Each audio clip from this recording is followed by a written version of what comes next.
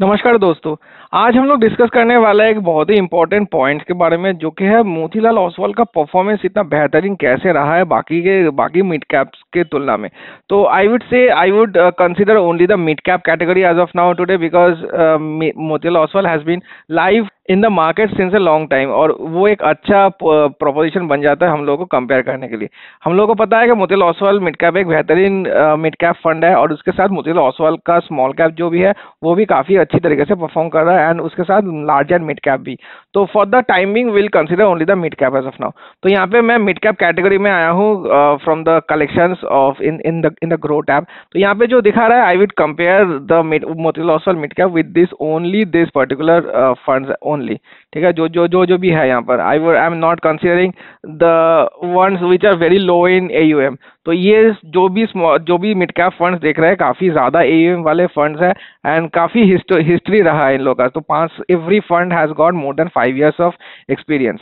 तो यहाँ पे देखते हैं, तो पहला फंड हम लोग जो देख रहे हैं, तो एक महीने का पहले देखते हैं। ठीक है, एक महीने में HDFC मिड कैप -5.96 का परसेंटेज दिया हुआ है।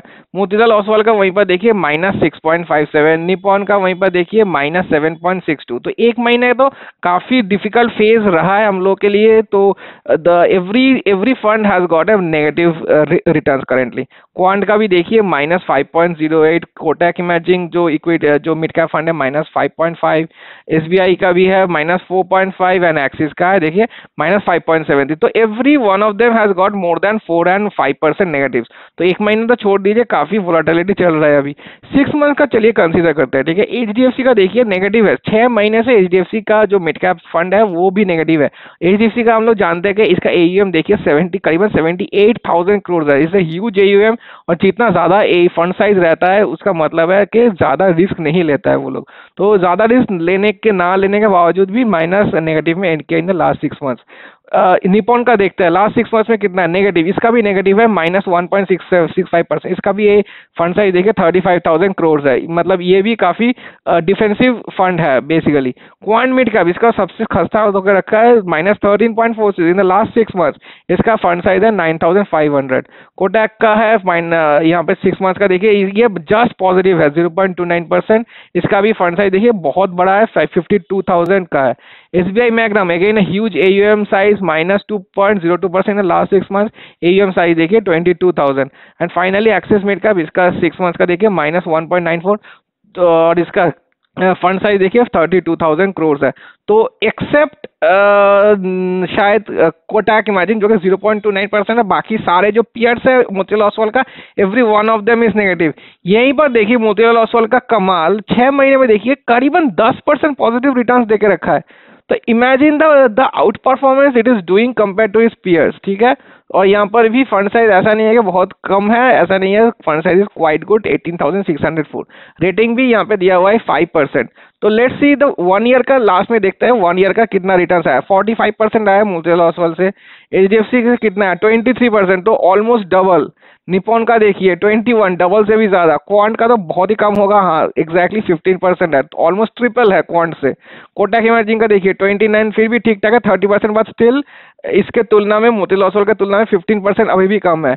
SBI का देखिए 16%, तो डबल और ऑलमोस्ट ट्रिपल है मोतीलाल ओसवाल का।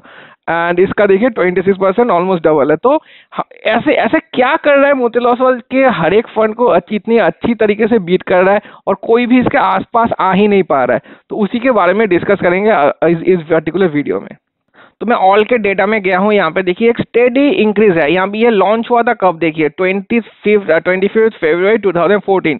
तो 2014 में 10 साल कंप्लीट होके रखा है इसका। तो ऐसा नहीं है कि बहुत ही नया फंड है, और नया फंड हम लोग देखे हैं कि नया फंड अक्सर अच्छा परफॉर्मेंस करते हैं, क्योंकि वो लोग का पीछे का बैगेज नहीं रहता है, ज़्यादा AUM का बैगेज नहीं रहता है, तो वो लोग आसानी से पिक कर सकते हैं अपने स्टॉक्स। बट एक फंड जब ओल्ड पुराना हो जाता है, तब उसको बहुत सारे चीज कंसिडर करना पड़ता है। तो वैसे ही हम लोग कुछ देख रहे हैं कि ये पुराना फंड होने के बावजूद भी ये काफी अच्छी तरीके से रिटर्न दे रहा है। अभी एनएवी होकर रखा है इसका 120 रुपीज एंड मिनिमम एसआईपी है इसका 500 रुपए से स्टार्ट कर सकते हैं आप लोग। रेटिंग है 5 स्टार, जो इस पर्टिकुलर फंड को रेट करता है from the company, that company has given it 5 star, तो ये डिजर्व भी करता है 5 स्टार। एंड फंड साइज जैसे मैंने बताया 18,600 का फंड साइज है। इसका मेन जो यूएसपी है इसका होल्डिंग्स है, बहुत ही क्रिस्प एंड कॉन्सेंट्रेटेड होल्डिंग्स है। बाकी के तुलना में मैं कंसिडर करता हूँ, यहाँ पे देखिए एचडीएफसी का 75 होल्डिंग्स, निपॉन का देखिए 97, कोटक का देखिए 66, ठीक है, एसबीआई का देखिए 70 एंड एक्सिस का देखिए 99 और लास्ट में क्वांट का तो थोड़ा सा कम है, हाँ 34 है, लेकिन क्वांट का अलग ही कुछ चक्कर चल रहा है because their approach has been change to the quite a defensive one, इसलिए क्वांट में कुछ रिटर्न्स बन के नहीं आ रहा है। तो एवरी फंड अगर कंसीडर करेंगे आप लोग तो मोतीलाल ओसवाल का जो कंसेंट्रेशन है सबसे ज्यादा है एंड क्रिस्प लिया हुआ है, एकदम अच्छी तरीके से पिक चुन के स्टॉक्स लिया हुआ है। Coforge limited is a very good mid cap IT company which is doing really well, और आईटी का तो अभी फिलहाल बोलबाला बहुत ज्यादा है। तो एसेट्स में देखिए परसेंटेज 10%, मतलब काफी ज्यादा एलोकेशन कोफर्ज में है। कल्याण ज्वेलर्स एक बहुत ही well known and famous jewellery company है, कुछ सालों से ये काफी अच्छा परफॉर्मेंस कर रहा था, लेकिन रिसेंटली इसका स्टॉक काफी पिट रहा है। तो देख लेते हैं टॉप 5 का रिटर्न्स देखते हैं, ठीक है। टॉप 5 हम लोग क्यों देख रहे हैं, बिकॉज सबसे ज्यादा एलोकेशन टॉप 5 में दिया हुआ है, तो 10%, इसका भी 10, मान लीजिए 20 और 9 एंड करीबन 45 to 50% एलोकेशन वही टॉप 5 स्टॉक्स में दिया हुआ है। इसीलिए ये जो स्टॉक्स कैसे परफॉर्म कर रहा है वही परफॉर्मेंस दिख रहा है हम लोग को Motilal Oswal mid cap fund में। तो पहला है कल्याण ज्वेलर्स, यहाँ पे देखिए रिसेंटली इसका नेगेटिव काफी चल रहा है क्योंकि market has been falling like anything. तो लास्ट दिन भी इसका 5.46% का नेगेटिव गया था, 1 वीक में करीबन 20%। तो इसी के कारण मोतीलाल ओसवाल अभी लास्ट 1 मंथ में काफी सफर किया है। 1 मंथ का देखिए करीबन 20% का नेगेटिव रिटर्न चला गया। लेकिन इसको अगर छोड़ के कंसीडर कीजिए इस पर्टिकुलर पॉइंट तक, ठीक है, लास्ट 6 मंथ्स का जो टॉप था इसका देखिए 53% निकल के दिया था in the last 6 months from Kalyan jewellers. 1 year का देखते हैं, यहाँ से देखिए इसका रिटर्न्स देखिए एक बार, 102% रिटर्न्स निकल के दिया था कल्याण ज्वेलर्स से, जो कि इसका one of the top holdings है, इसीलिए इतना बेहतरीन परफॉर्म कर रहा था Motilal Oswal mid cap since last one year. और उसके बाद लास्ट 1 मंथ से इसका डाउनफॉल स्टार्ट हुआ है क्योंकि 21% डाउन चला गया है कल्याण ज्वेलर्स। उसके बाद कोफर्ज का देखते हैं, वहीं पर कोफर्ज तो लास्ट दिन भी 1.31% का राइज था। 6 मंथ्स का देखता है, यहाँ से देखिए कितना बेहतरीन राइज है, टॉप तक 76% का राइज था, अभी फिलहाल 69% का राइज है in the last 65% in the last 6 months. Polycab again a very good stock, last 6 months का देखते हैं 2.46%, उतना खास राइज नहीं है। 1 ईयर का देखते हैं, 1 ईयर में तो 47% का राइज है। फिर भी trend is one of the best stock that they have picked. 1 year का काफी मीटियोरिक राइज है, देखिए 106% का राइज है इन द लास्ट 1 ईयर। और यहाँ से तो अभी 106 है, एक टाइम पे चला गया था, देखिए ऑल टाइम हाई पे 156% पे चला गया था। And the last one is a persistent system, again है mid cap IT company which is very very good. 1 year का रिटर्न देखिए 70% और टॉप तक इसका रिटर्न था एक टाइम पे 81%। तो इसी को कंसीडर करते हुए मोतीलाल ओसवाल का जितना भी रिटर्न्स बन के आ रहा है are based on this 5 to 6 companies that they have picked in their top 5 allocation. Persistent systems का भी देख लीजिए, लास्ट 1 साल पहले इसका प्राइस था 3600 और अभी इसका प्राइस होकर रखा है 6300।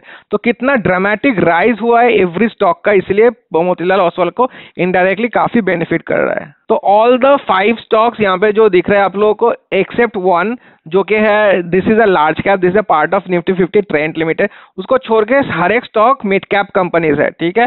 और मिड कैप कंपनीज होने के लिए ही ये इतना मेटेरिक राइज दे रहा है। बहुत सारे फंड्स को देखेंगे आप लोग के पहला 3-4 जो स्टॉक्स है वो बहुत ही हाई मार्केट कैप का लार्ज कैप स्टॉक्स लेके रखे हैं क्योंकि they believe in defensive approach and market stability के लिए वो लोग 3-4 स्टॉक्स पहला हाई एलोकेशन करके रखते हैं in the large cap space, but not the case of Motilal Oswal. They believe in their stock picking ability and सारे मैक्सिमम स्टॉक्स ये काफी अच्छे हाई ग्रोथ वाले स्टॉक्स लेके रखे हैं।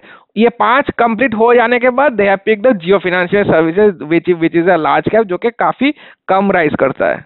उसके साथ महिंद्रा एंड महिंद्रा भी ऑटो सेक्टर में it's a very good stock. Oracle financial services, this one is one of the highest gaining stocks in last 1 year. तो ये लास्ट 1 ईयर का एक एक रिपोर्ट निकला था जहां पे ये टॉप 5 में आ रहा है, तो it it has been one of the huge meteoric rise. तो यहाँ इसको भी देख देख लेते हैं एक बार। तो इसका देखिए लास्ट 1 ईयर का रिटर्न देखिए, 161% रिटर्न है इन द लास्ट 1 ईयर। तो सोचिए एक बार, लो लास्ट 1 ईयर के पहले कितना राइज, इतना इसका सीएमपी था 4320, ठीक है, अभी इसका सीएमपी देखिए 11000 क्रॉस कर चुका है। इक्विटी में होल्डिंग्स है इन लोगों का 91% और कैश में 9.2%, क्योंकि कैश तो थोड़ा बहुत रखने का जरूरी है। एंड टेक जो सेक्टर है टेक्नोलॉजी में सबसे ज्यादा है 25.7%, बिकॉज अभी आईटी सेक्टर काफी ज्यादा भाग रहा है। कैपिटल गुड्स 15.7, सर्विसेज है, कंज्यूमर डिस्क्रिशनरी भी है। तो काफी अच्छे एलोकेशन, सेक्टर वाइज एलोकेशन भी काफी अच्छा दिख रहा है। टॉप 5 में है 44%, जैसे मैंने बताया maximum the percentage is in the top 5, that is 40 to 50%। Top 20 में 86%। पी रेशियो हालांकि थोड़ा हाई है, आई would say 69%, because the stocks they have picked और all momentum and high growth stocks, और जितना momentum and high growth stocks रखेगा तो P ratio automatically high हो जाएगा। Alpha is very very good 13.18%, मतलब जितना इंडेक्स बढ़ता है उसके तुलना में कितना ज्यादा रिटर्न बना के देता है। तो 1% इंडेक्स बढ़ेगा, 13% है इसका अल्फा। बीटा वहीं पर जितना इंडेक्स गिरता है तो 1 से कम होता है तो काफी अच्छा लगता है, 0.82%, very good. Sharp is 1.73, Sortino is 3.21। तो शार्प और सॉर्टिनो उतना ज्यादा मैं फॉलो नहीं करता हूँ, I believe in only alpha and beta. अच्छा नीचे आता है, अभी मिनिमम इन्वेस्टमेंट 500 रुपए से स्टार्ट कर सकते, this is very good and this is a student friendly scheme as well, because 500 रुपए से आप लोग स्टार्ट कर सकते हैं। यहाँ पर रैंकिंग्स देखेंगे तो हर एक पीरियड में रैंकिंग नंबर वन, 1 साल में नंबर 1, 3 साल में नंबर 1, 5 साल में number 2। Excellent returns and excellent rankings in the last 1 to 5 years। तो कैटेगरी एवरेज देखिए 19.8 और इसका 45, 18.8 to 32, 24.9 इज 32। और ऑल में तो हम लोग देख नहीं पाएंगे, ऑल का कैटेगरी एवरेज दिया नहीं है, लेकिन इसका टोटल जब से इसका लॉन्च हुआ था सिंस द 2014, इसका रिटर्न्स अभी भी लास्ट 10 ईयर्स में करीबन 26% रिटर्न्स बन के आया। This is a very very good returns. Expense ratio है इसका 0.65%, that is quite nominal I would से, क्योंकि काफी सारे फंड्स है जो कि बहुत ज्यादा एक्सपेंस रेशियो लेने के बावजूद भी इतना रिटर्न्स बना के नहीं दे पाता है। और एग्जिट लोड है 1% विद इन 1 ईयर। तो when you are putting something in the mid cap space, everyone should be putting it more than 1 year at least. तो समराइज करूँ तो I would say this is one of the best, sorry one of the best नहीं, क्या बोल रहा हूँ, this is the best mid cap fund that is out there in the market undoubtedly in each and every period. और हर एक parameter में ये अपने बेंचमार्क को और अपने कैटेगरी एवरेज को आराम से बीट करते हुए आ रहा है।